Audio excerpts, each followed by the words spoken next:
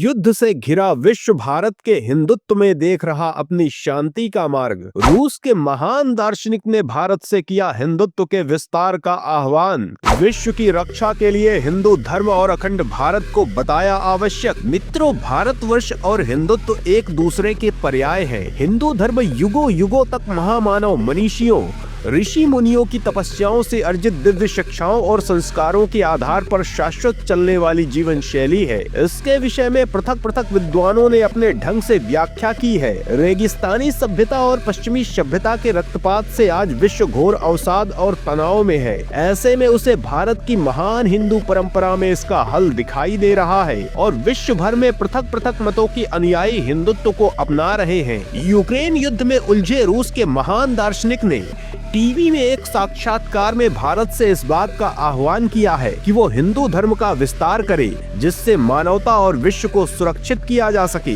इन रूसी दार्शनिक और विश्लेषक अलेक्जेंडर दुगिन का रूस पर बहुत बड़ा प्रभाव है। वो राष्ट्रपति पुतिन के राजनीतिक गुरु हैं। इतना ही नहीं, आज विश्व के कई देशों में हिंदू संस्कृति को तेजी से अपनाया जा रहा है। इस विषय पर जब शोध किया गया तो चौंकाने वाले आंकड़े सामने आए हैं। इन आंकड़ों ने कट्टरपंथियों की नींदें उड़ा दी है। तो आइए जानते हैं विश्व भर में हिंदुत्व के बढ़ रहे प्रभाव के पीछे का रहस्य। भारत में स्वाधीनता के पूर्व से ही हिंदुओं को बनाया जाने लगा था लक्ष्य। मुस्लिमों को प्रसन्न करने हेतु हिंदू आस्थाओं का किया जाता रहा दमन। हिंदुत्व एक प्राकृतिक और स्वाभाविक जीवन शैली है जो प्रकृति के सापेक्ष चलती है। हिंदू जीवन के सिद्धांत इतने न्यायपूर्ण है कि जब कोई इसे गहराई से आत्मसात करता है तो वो सब कुछ भूलकर हिंदुत्व का ही हो जाता है। और यही कारण है कि आज जब पूरा विश्व युद्ध की भीषण अग्नि में भस्म हुआ जा रहा है, तब विश्व भर में विस्तारित अनेकों मतों की अनुयायी हिंदुत्व को जीवन और मानवता की मुक्ति के मार्ग के रूप में देख रहे हैं। और विश्व भर में भारी संख्या में लोग हिंदुत्व को अपना रहे हैं। और पुतिन के राजनीतिक गुरु ने मानवता को सुरक्षित करने के लिए भारत से हिंदुत्व के विस्तार की मांग की है। विश्व में कैसे हिंदुत्व का निरंतर विकास हो रहा है और पुतिन के राजनीतिक गुरु अलेक्जेंडर दुगिन ने हिंदुत्व के विस्तार के लिए क्या कहा है, इस बारे में हम आपको आगे बताएंगे। किंतु इससे पहले हम आपको ये बताना चाहेंगे कि भारत में हिंदुओं के साथ कैसा व्यवहार किया जा रहा है। भारत में स्वाधीनता से पूर्व ही हिंदुओं को लक्ष्य बनाया जाने लगा था। भारत में जब मुस्लिम आक्रांताओं ने आक्रमण आरंभ किया तो वो केवल सेना से युद्ध नहीं करते थे, अपितु नागरिकों पर भी निर्मम अत्याचार करते थे। मुस्लिम आक्रांता भारत के नागरिकों को काफिर मानकर उन पर अत्याचार करते थे। मुस्लिम आक्रांताओं के युद्ध में कोई नियम नहीं होता था। वो पशुओं की भांति भयंकर मारकाट करते थे और कायरों की भांति निहत्थे नागरिकों के साथ निर्दयी व्यवहार करते थे। भारत के वीर प्रतापी हिंदू राजा इन राक्षसों का संहार कर हिंदू जाति का संरक्षण करते रहे। किंतु इस मध्य जिन हिंदुओं को बलपूर्वक मुस्लिम आक्रांताओं ने इस्लाम कबूल करवा दिया, उनकी घर वापसी की कोई व्यवस्था नहीं हो पाई। कुछ दूरदर्शी नरेशों ने इस पर प्रयास किया और वीर शिवाजी ने अपने कुशल सेनापति नेताजी पालकर की घर वापसी कराई थी।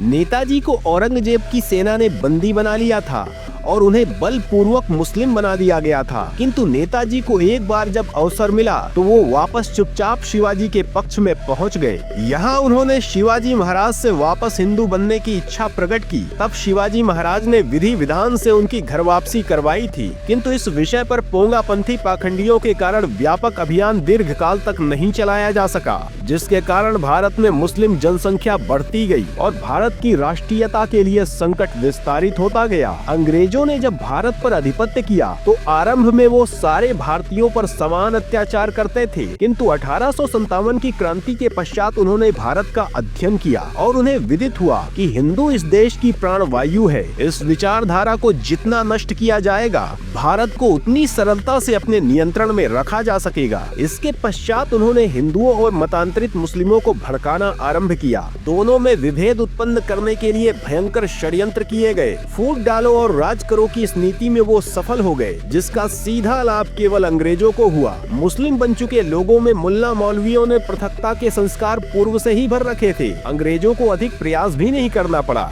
और 1947 में मजहब के नाम पर भारत का विभाजन कर दिया गया। कांग्रेस जिसने अंग्रेजों से ही राजनीति सीखी थी और नेहरू जैसे नेताओं ने तो जैसे अपनी आत्मा को भी अंग्रेजियत के लिए समर्पित कर दिया था, उन्होंने मुस्लिम तुष्टीकरण को राजनीति का मूल मंत्र बना लिया। विभाजन मजहब के नाम पर किया गया, किंतु कांग्रेस ने भारत को हिंदू राष्ट्र नहीं बनने दिया। कांग्रेस ने पाकिस्तान वाले भाग में रह रहे हिंदुओं को सुरक्षित वापस लाने के लिए कोई कदम नहीं उठाया और कई करोड़ हिंदुओं को मजहबी हिंसा और अत्याचार की अग्नि में तिल तिल मरने के लिए वहीं छोड़ दिया। इतना ही नहीं, भारत से मुसलमानों को भी पाकिस्तान नहीं भेजा गया और उन्हें यहाँ हिंदुओं से अधिक अधिकार दिए गए और तब से अब तक निरंतर हिंदुओं के साथ भारतीय राजनीति सौतेला और अन्यायपूर्ण व्यवहार करती रही है। कांग्रेस की विचारधारा पर ही बने दूसरे दल भी यही करते रहे। मुसलमानों को प्रसन्न करने के लिए कांग्रेस ने वक्फ जैसी संरचना बनाकर भारत के भीतर ही एक अलग मजहबी राष्ट्र खड़ा कर दिया, जिसे असीमित अधिकार दे दिए गए। आज भारत के भीतर वक्फ के पास 9.4 लाख एकड़ भूमि है। भारतीय रेलवे और सेना के पश्चात सबसे अधिक भूमि वक्फ के नियंत्रण में है, जिसका उपयोग केवल मुस्लिम समुदाय कर सकता है।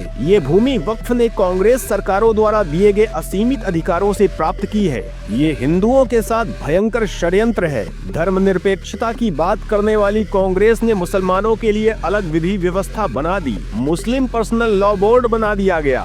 स्थिति तो ये हो गई कि कांग्रेस ने मुस्लिमों को प्रसन्न करने के लिए हिंदुओं को आतंकवादी बताना आरंभ किया। कई लोगों पर मनगढ़ंत आरोप लगाकर उन्हें भयंकर प्रताड़ित किया गया। साधु संतों को षड्यंत्र करके लक्ष्य बनाया जाने लगा। पंथ निरपेक्षता की आड़ में आतंकवादियों को सुविधाएं दी जाने लगी। भारत भर में भयंकर आतंकवादी घटनाएं हो रही थी, किंतु दोषियों को अत्यंत सुविधाएं दी जा रही थी। दशकों तक विषय को न्यायालय में खींचा जाता था। पाकिस्तान के आतंकवादी भारत में घुसकर निर्दोष नागरिकों की निर्मम हत्याएं करके चले जाते थे। 26/11 को भारत की आर्थिक राजधानी मुंबई में पाकिस्तान से आए 10 आतंकवादियों ने 166 निर्दोष नागरिकों की निर्मम हत्या कर दी थी। ये सारे आतंकवादी पाकिस्तान से प्रशिक्षित करके भारत भेजे गए थे, किंतु इस भयंकर हत्याकांड के प्रतिशोध के रूप में पाकिस्तान पर कार्रवाई करने के स्थान पर केंद्र की कांग्रेस के नेतृत्व वाली यूपीए सरकार इस घटना को संघ का षड्यंत्र बताने में जुटी थी और ऐसा करके वो अपने मुस्लिम वोट बैंक को प्रसन्न करना चाहती थी। कांग्रेस पोषित मुस्लिम पत्रकार अजीज बर्नी ने तब इस विषय पर एक मनगढ़ंत पुस्तक लिखी थी, जिसका शीर्षक था 26/11 आरएसएस की साजिश। इस पुस्तक का विमोचन करने कांग्रेस के वरिष्ठ नेता और मध्य प्रदेश के 2 बार मुख्यमंत्री रह चुके दिग्विजय सिंह स्वयं पहुंचे थे।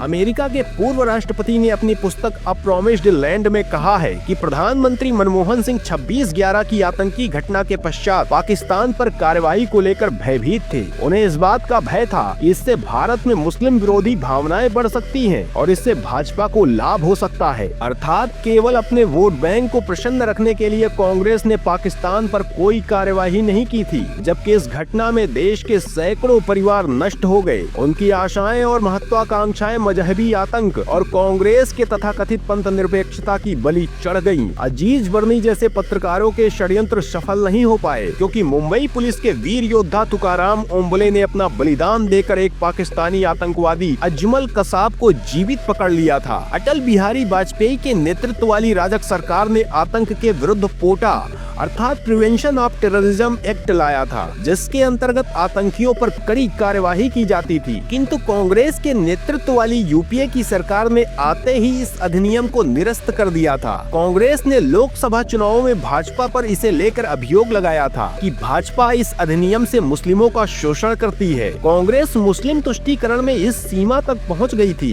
कि उस समय कांग्रेस अध्यक्ष श्रीमती सोनिया गांधी की अध्यक्षता वाली राष्ट्रीय सलाहकार परिषद ने सांप्रदायिक एवं लक्षित हिंसा अधिनियम का प्रारूप तैयार किया था। इसके अंतर्गत किसी भी हिंसात्मक घटना के लिए हिंदू समुदाय को आरंभ से ही दोषी के रूप में देखा जाने वाला था और एक ही अपराध के लिए हिंदू को अधिक दंड देने का प्रावधान था। इस अधिनियम के द्वारा हिंदू संगठनों को कुचलने का भयंकर षड्यंत्र किया जा रहा था। 2014 के चुनाव में भाजपा को सफलता मिलने के कारण कांग्रेस इस इस अधिनियम को पारित नहीं करवा पाई थी। भारत में हिंदुओं के साथ अन्याय और अत्याचार का अध्याय इतना लंबा है कि इसका अंत ही नहीं दिखाई पड़ता है और अभी भी अधिकांश राजनीतिक दल यही कर रहे हैं। उन्हें दीपावली के पटाखों में प्रदूषण और अंग्रेजी नववर्ष के पटाखों में ऑक्सीजन दिखाई देता है। वो त्योहारों के नाम पर सार्वजनिक रूप से बकरा और दूसरे पशुओं को नृशंस ढंग से काटने और वातावरण को रक्त रंजित करने को सद्भावना बताते हैं, किंतु उन्हें दिए जलाने और लाइट जलाने में सांप्रदायिकता दिखाई देती है। किंतु जब भारत के राजनीतिक वातावरण में हिंदुओं के विरुद्ध इतना भयंकर विष भर दिया गया है, तब रूस और विश्व के कई देशों में भगवान श्री कृष्ण और भगवत गीता की शिक्षाएं हिंदुत्व का विस्तार कर रही है। रूस के राजनीतिक विश्लेषक और दार्शनिक, जिन्हें राष्ट्रपति पुतिन का राजनीतिक गुरु माना जाता है, वो हिंदुत्व को विश्व के लिए अत्यंत आवश्यक मानते हैं। दुगिन ने विश्व शांति के लिए हिंदुत्व को बताया सबसे श्रेष्ठ विकल्प, मानवता के संरक्षण के लिए अखंड भारत को बताया अत्यंत महत्वपूर्ण। अलेक्जेंडर दुगिन ने एक टीवी साक्षात्कार में कहा है कि हिंदू सभ्यता को पुनर्स्थापित करने की आवश्यकता है। उन्होंने कहा कि वैदिक सभ्यता की अवधारणा समावेशी है और इसकी पुनर्स्थापना से बहुत ध्रुवीय विश्व की स्थापना में सहायता मिलेगी। दुगिन अखंड भारत को भी आवश्यक मानते हैं। अलेक्जेंडर दुगिन का पूरा नाम अलेक्सांद्र गेलिविच दुगिन है। पश्चिमी देश उनका विरोध करते हैं, वो उन्हें फांसीवादी बताते हैं, किंतु पश्चिम के विरोध के पीछे उनकी रणनीति है, क्योंकि पश्चिम पुतिन की नीतियों का खुला विरोध करता है। ऐसे में उनके रणनीतिक गुरु का वो कैसे समर्थन कर सकते हैं। दुगिन ने ही यूक्रेन को रूस का प्रशासनिक केंद्र कहकर संबोधित किया था। भारत और हिंदू धर्म के विषय में अकेले दुगिन नहीं है जो ऐसा कह रहे हैं। अधिकांश ऐसे विद्वान जो किसी षड्यंत्र से प्रेरित नहीं होते हैं, वो हिंदुत्व के प्रति इसी अवधारणा को मानते हैं। हिंदुत्व ही विश्व में एकमात्र ऐसा विचार है जो वासुधैव कुटुंबकम की धारणा को मानता है। हिंदू ही वो धर्म है जिसकी अवधारणा सर्वे भवन्तु सुखिनः की है। वेद विहित ग्रंथ मानवता और समूची सृष्टि के अनुकूल जीवन का उपदेश देते हैं। भगवत गीता जैसे ग्रंथ मानव जाति को उनके जीवन का लक्ष्य बताते हैं, उन्हें जीवन की चुनौतियों से संघर्ष करने में सहायता करते हैं। इसी कारण से आज विश्व भर में बड़ी संख्या में लोग दूसरे मतों को छोड़कर हिंदू धर्म स्वीकार करके स्वयं को धन्य मान रहे हैं। रूस में वैसे तो घोषित हिंदू जनसंख्या केवल 1,40,000 है, किंतु अघोषित संख्या बहुत बड़ी है। लोग बड़ी संख्या में हिंदू परंपराओं को अपना रहे हैं। रूस में इस्कॉन बड़े स्तर पर काम कर रहा है, जिसका समाज में प्रभाव पड़ रहा है। इस्कॉन के अतिरिक्त और भी कई हिंदू संस्थाएं रूस में काम कर रही हैं। इन केंद्रों में रूस के नागरिक आते हैं और आध्यात्मिक लाभ लेते हैं। कुछ समय पूर्व रूस में इस्कॉन के बढ़ते प्रभाव पर ईसाइयों ने दबाव बनाने का प्रयास किया था, जिसके कारण कई लोगों ने बिना सार्वजनिक घोषणा किए और बिना अपना नाम परिवर्तित किए ही हिंदू धर्म को अपना लिया है और वो हिंदू परंपराओं का पालन कर रहे हैं। ईसाइयों के अतिरिक्त रूसी मुसलमान भी हिंदू बन रहे हैं। एक रूसी मुसलमान हसन ने भारत के हरिद्वार, काशी और अहमदाबाद में संस्कृत का अध्ययन किया और वो वेद मंत्रों की रूसी और अंग्रेजी भाषा में व्याख्या करके उनका महत्व समझाते हैं। भगवान कृष्ण और गीता में वो गहरी श्रद्धा रखते हैं। इस्कॉन सहित कई हिंदू आध्यात्मिक केंद्रों में हिंदुओं से अधिक ईसाइयों और मुसलमानों की भीड़ होती है। रूस में सार्वजनिक स्थानों में भी हिंदुत्व के दर्शन होते हैं। मॉस्को एयरपोर्ट में भगवान गणेश की सुंदर प्रतिमा स्थापित है।